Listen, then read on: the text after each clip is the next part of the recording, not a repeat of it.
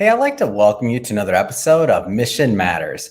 My name is Adam Torres, and if you'd like to apply to be a guest on the show, just head on over to missionmatters.com and click on Be Our Guest to apply.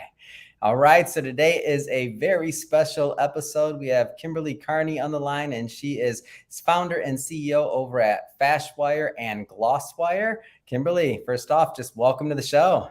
Thank you for having me. It's a pleasure to be here. Oh my gosh. So such a pleasure to have you on the show and to welcome you as a new author in one of our upcoming books. And I had the pleasure of meeting you in person a week or so ago at the Yeah. Fastwire launch event. So we're going to talk about that. We will, of course, talk about what you're doing over at Fastwire and Glosswire as well. But before we do that, we'll start this episode the way that we start them all with our Mission Matters Minute. So, Kimberly, we at Mission Matters, we amplify stories for entrepreneurs, executives, and experts. That's our mission.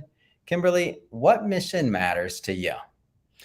The mission that matters to me is making an impact, whether it's in business or personal, just as long as I'm able to make an impact with the passions in my life, that's what matters to me.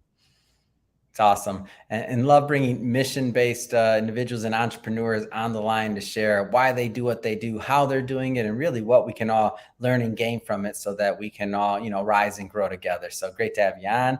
And I guess just to get us kicked off here, so tell me a little bit more about how you got into the fashion industry with Fastwire and otherwise. Like, was that part of like your dream or your upbringing?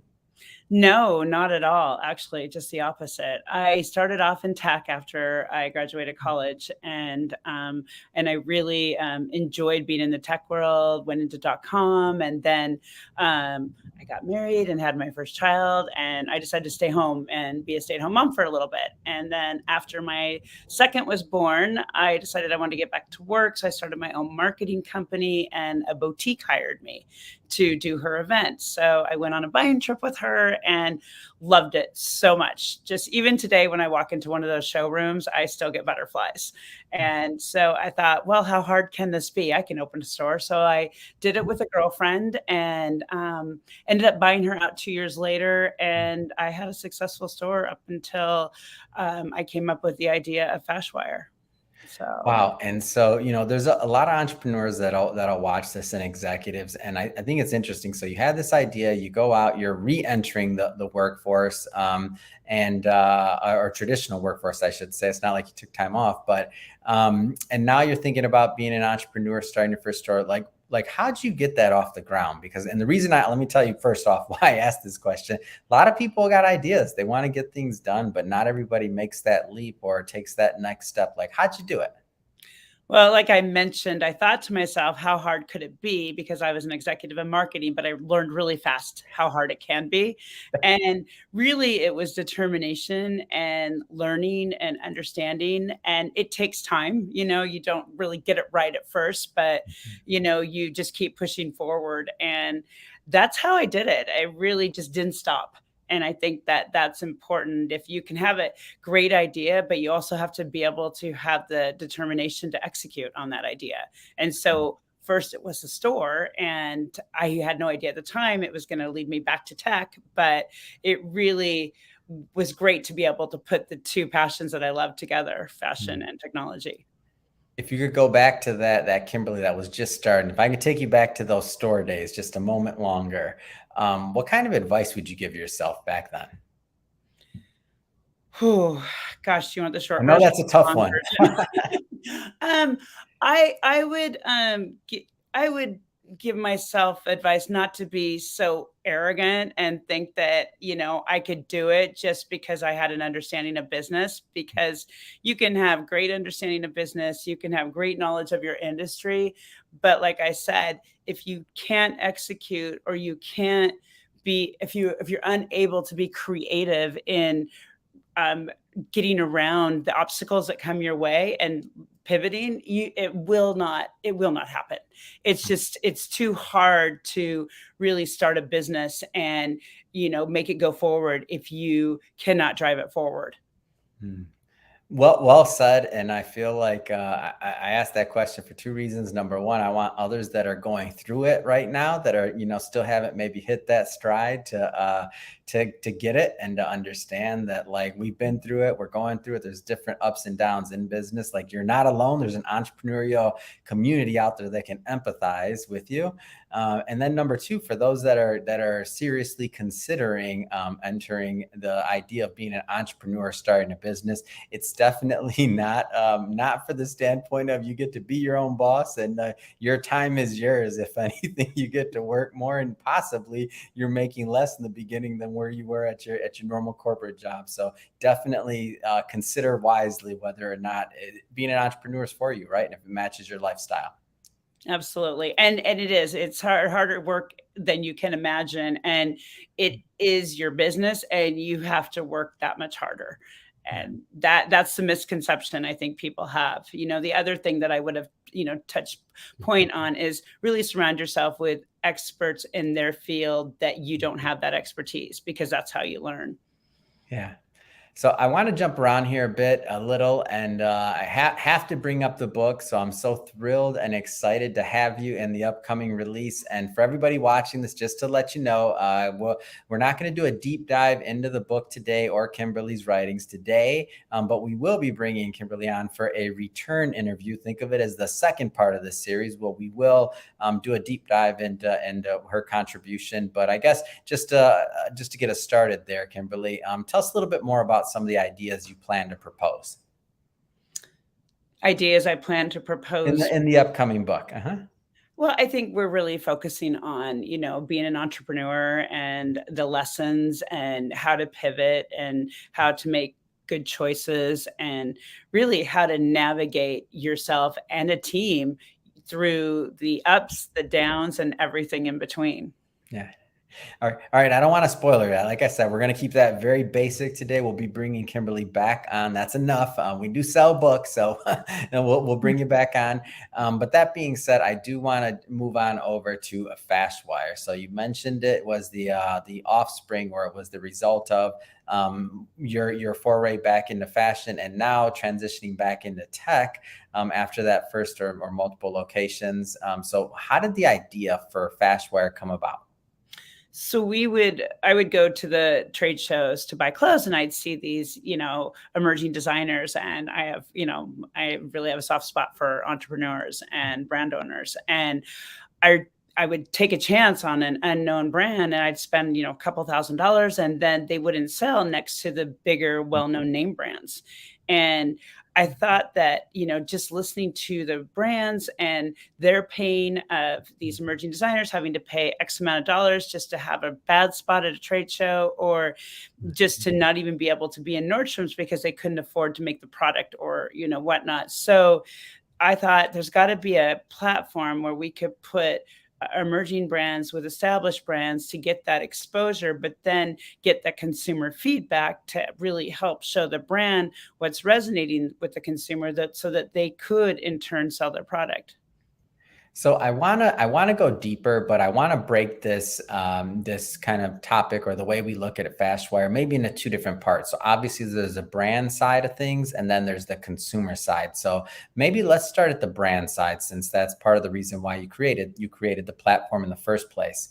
You mentioned up and coming designers. I'm just curious, what type of brands are you looking for? What type of brands make sense for Fastwire as it stands today? Because I know it's evolved quite a bit. Yes, we have contemporary brands, luxury brands, extended size brands, across all categories: apparel, shoes, accessories, all ready to wear. So those are the brands that we are looking for to be on the platform. And how do you support the brands on the platform? Well, I mean, we support them, through our powerful consumer base. We are more like a data hub for the brands to help them navigate consumer demand, and also give them that vital feedback to help them understand what's resonating with the consumer. So we give them the data reports And then we also have Fast Talks, which is really understanding the brand and the owner behind the brand, and really, their location, whether, because we have over 40 countries now. So from their location to where you can find them. And we have our Instagram lives and our Instagrams where we focus solely on our brands and giving them the exposure they need to progress their brand forward. Tell me about the pitch competitions. Pitch competitions are great. So we're like an incubator. We've become this incubator for these emerging brands where we'll host a pitch competition, and then we go out and we get industry executives, whether it's from, Hearst or technology or, different media in the industry. And then we also provide, not only does the winner win a cash prize, they also get this mentorship, which for me as an entrepreneur is so important to get that advice, because that helps the brands get a better understanding of really what it comes from these experts who've been here before and understand it. And sometimes they even help them move forward in their own brands. Yeah. And so what kind of feedback have you heard? Because one of the things that when you say this, I'm thinking about like other platforms and other ways to bring people together. And for you to bring that type of mentorship, and I'm not saying it's easy in any profession, right? But in fashion specifically, like that's really invaluable. Like on every side of it, the production, the design, like any different part of it, because it's not the easiest industry to stick out in, right? Like what kind of feedback have you heard from these competitions in this incubator overall? The competitions have been great for our brands. They really have, one of the biggest things that I received was they thanked me for giving them the opportunity because it helped them understand their brand better. And I think as, somebody who's pitched and who's actually, I started off really bad. There's video out there, but, who's actually won a pitch competition, I think it's great for them to just see my pitches and to be able to get that advice and feedback from me, and to be able to pitch, for me directly, I think is very powerful for the brands. Now, I don't want to oversimplify this because I know every pitch is going to be different. I know every brand's different. Everything, it's always going to be different. But are there any elements? I know there'll be brands and other just entrepreneurs might be outside of fashion, that'll watch this. Is there anything that sticks out to you in a good pitch? I think it's super important to really help whoever you're pitching to is, the why and how you're going to solve the problem, and then how you're going to execute on it. I think those are the three things that are important to whether it's you're winning a pitch competition or, trying to win a pitch competition or talking to investors. They really want to understand how you're going to get to your end goal, but they also want to understand, why are you doing this? What problem are you fixing? And how do you solve it? Yeah, it's great. Switching up a bit, I want to know. So we talked a bit about the brand side of things. What about the consumer side? So the end consumer, how are you supporting them with Fastware? We're giving them exposure to worldwide brands, and I think we really proved a concept in the pandemic when retail shut down, because we had this powerful platform with, consumers worldwide, and we were able to show them, brands they probably had never heard of before. And they also get to go in and it's almost like a Tinder for fashion. You can swipe left if you like it, swipe right if you don't. You can comment, you can give feedback, but really it's that gamification piece I think is fun. And I think everybody wants to be an influencer, whether you are a fashionista or just somebody who is particular about what they're wearing, or just, you can go in and say, yeah, I like it. Yeah, I don't. Here's why. And I think for the consumer, I think it really builds a powerful community for them. Yeah. And what I like what you say is just ease of use, right? So swipe right, swipe left, and you get to kind of learn and pick, right? And ultimately it makes it easy for you and it makes it fun. So the gamification component, and then you have the other component that, I mean, everybody that's been watching this show for a long time, they're probably tired of hearing me talk about it, but you got the community component of it as well. Fast Talks, tell me a little bit more about how that idea came up. We really wanted to support the brands and really wanted to tell their story. I think that a story behind a brand is so important. And today's consumer really wants the authenticity of a brand. They want to know what matters to them. They want to know, whether they give back, whether they're sustainable, whether, or if it's in like another country, they really want to understand that the brand. And we give that opportunity with our Fast Talks because it's really a designer interview and we ask some great questions and you really get to learn the person behind the brand. And are there any examples of something that sticks out? And by the way, I don't mean it has to be from Fast Talks. It could be from any fashion brand or brand out there that just kind of sticks out that you find tells a good story of of their brand. Are there any examples that stick out to you? Fastware. Yeah. Yeah, it's hard when you have so many brands on your platform. I know there's a lot, so I didn't want that to seem like an unfair question, but I had to ask. I said Fastware because I also don't want you to choose between all your brands. So that's not what I'm trying to do. Is set you up for when they watch this interview. You didn't mention us. That's not what I'm doing to you, Kimberly. But I'm just curious if anything sticks out. There are many that stick out. Yeah. And I think the ones that stick out, I will generalize this. The ones that stick out are the ones that, have a charitable component to them, have a cause to what their beliefs are, whether it's sustainable, whether it's just being able to give a donation to their charity or whatnot. But I think those are the brands that I find the most that I would want to shop. And I think it's super important that, everybody, as we move forward, that we really, stay authentic, but we also understand that the consumer really wants to know the people behind our brands, whether you're a fashion buyer, whether you're a clothing brand. Yeah. And so with the success of Fastwire, whether it was just you wanted more responsibility, saw more need, like how did you add more to your plate? Glosswire, like how'd that come about?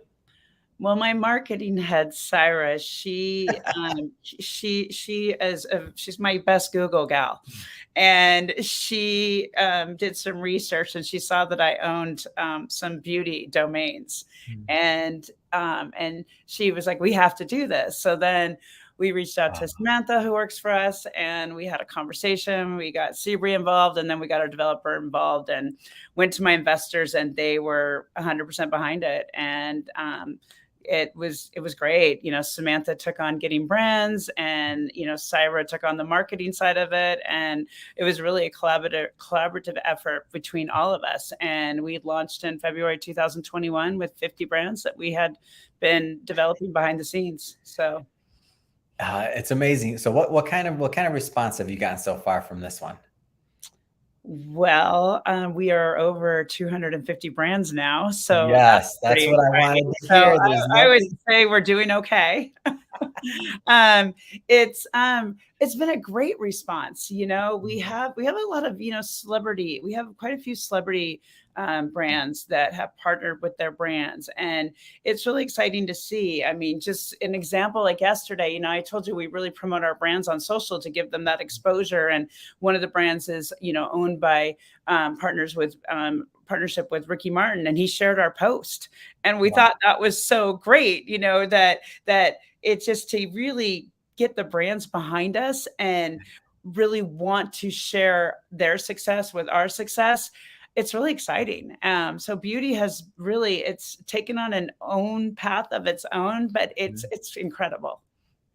And so I know I opened up this interview talking about us finally getting to meet and me going to a launch party for Casawire with our director of publishing, Jeff Norskog, who also attended. And first off, you put on a great show. First off, like everything that you do, top notch, the location, venue, the guests. I mean, it was amazing. But Casawire, so as if, Fastwire, Glosswire, it makes sense, Casawire, but completely different industry, completely different market. Like what's the expectation for this launch? I don't think you're live yet, but what's the expectation? So it's the same concept but as beauty and fashion, but targeting the home and decor market. And we're going to launch in Q1 of 2023. We've also added an additional feature, which is interior designers can create rooms, Oh, wow. and the consumer can actually go in and buy through those rooms. So it's pretty Mhm. exciting to watch that, be built and to see how fantastic it is. I'm already, my entrepreneur mind is like, how do we do this in fashion and beauty? But Yeah, I was thinking the same thing, and then I'm yeah, like, just be quiet, Adam, because just no, but I am already 10 steps ahead. I But know you. but it's exciting. We have quite a few brands already built up behind the scenes.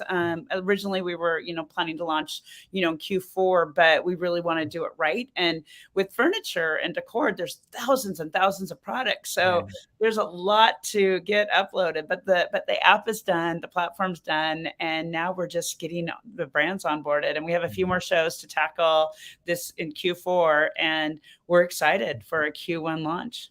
Yeah. And so and being in the launch mode, are you accepting or bringing on investors for this opportunity, or like what does that side of scaling look like? Well, we're a startup. We're always Yeah. raising. No, we are in, yeah, we're in a round right now, and it's going well. And we really have a great group of investors with the company. Mhm. So I've raised from private angels, and it's been a really great experience, to have this incredible brand community, my incredible team, the consumer, and our investors that support us. So it's exciting.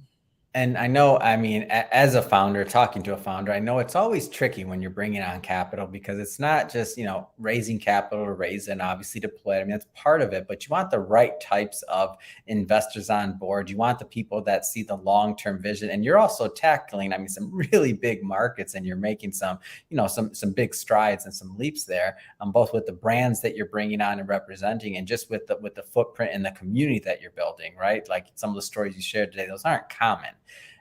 What type of investors typically make the most sense to be in that family of investors, if you will?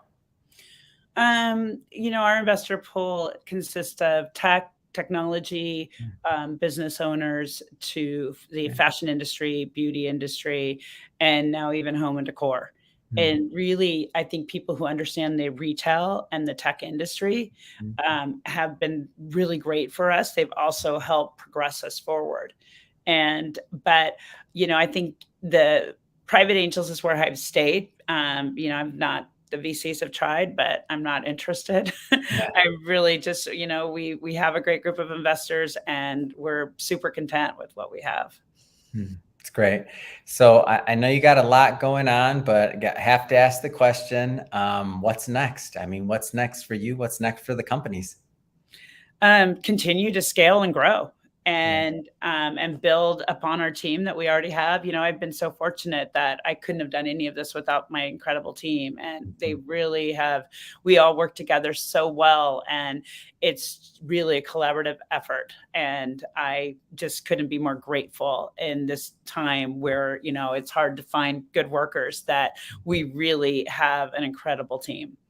Yeah, and the team that I met at that event, I mean, awesome. Big shout out to the Fastwire team, and you again, we And felt. Glassfire Y- and Castaway. Yes, I'm sorry, Fastwire, Glosswire, and Casawire, if they're watching too. We got it. Yeah, So well, and big shout out to Syra everyone. put that whole thing together, and as you saw, she nailed it. It was amazing. Oh, she did nail it, and I have the email. Don't worry. And next time I'm looking for a place, what was the words? We wanted a pool, we wanted a nice ambiance, we wanted it, but we didn't want it to be somewhere that everyone knew. I'm like, okay, I want to send you